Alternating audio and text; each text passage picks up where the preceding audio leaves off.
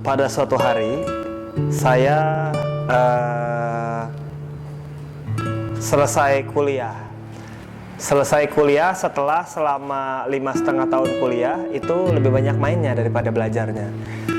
Ternyata waktu menjelang tugas akhir saya ngoprek tugas akhir itu bikin sensor ngegerakin robot pakai Wiimote. Ternyata seru bahwa ngoprek itu ternyata menyenangkan. Ngoprek itu kenapa harus selalu ngoprek itu nggak harus selalu di kampus gitu, nggak harus selalu di institusi resmi.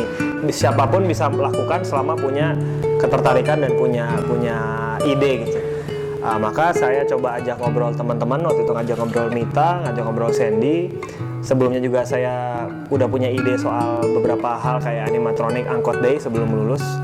Ngajak ngobrol, ternyata kita beririsan jalan untuk coba ngerjain hal yang menarik, yaitu meriset, meneliti, cari tahu tentang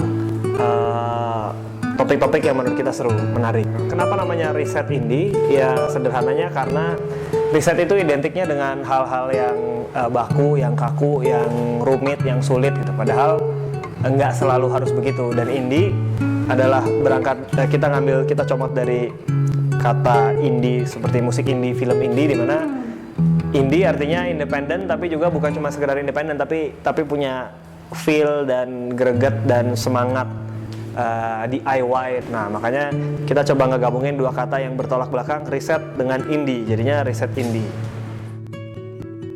Dari mulai riset indie berdiri, sebenarnya kita baru menyelenggarakan 3 kegiatan riset.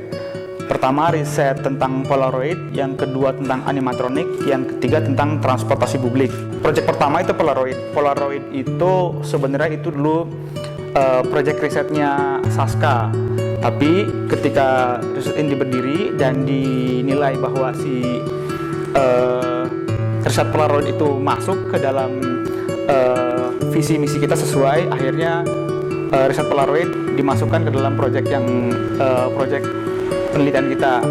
Animatronik sampai saat ini sudah selesai dan nanti akan masuk ke sesi yang kedua. Sedangkan yang transportasi publik ini sedang berjalan, dimulai dari sejak 2011, cuma ada proyek-proyek penelitian lain, akhirnya itu terhenti sejenak, membuat satu kampanye sosial, gerakan sosial yang namanya Angkot Day.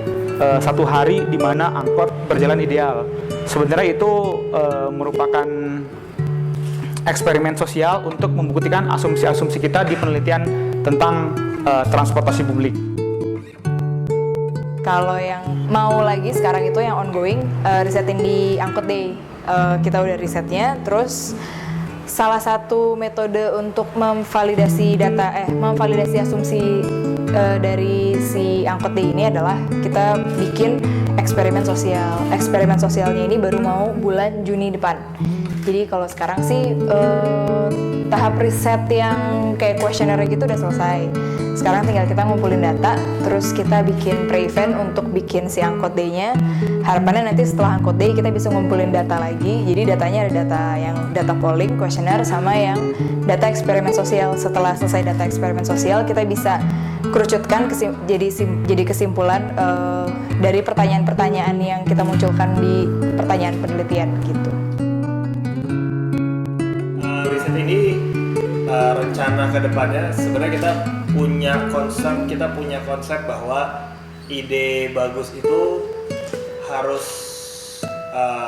sustain, dan salah satu cara untuk ini bisa sustain adalah sebenarnya dengan masuk ke ranah bisnis. Mungkin ada baiknya ke depannya kita fokus ke pengembangan yang udah sama ngumpulin feedback dari orang-orang, dari masyarakat gitu.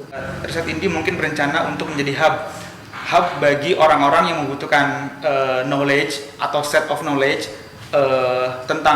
sebutlah tentang apapun di wilayah riset, datang ke kita.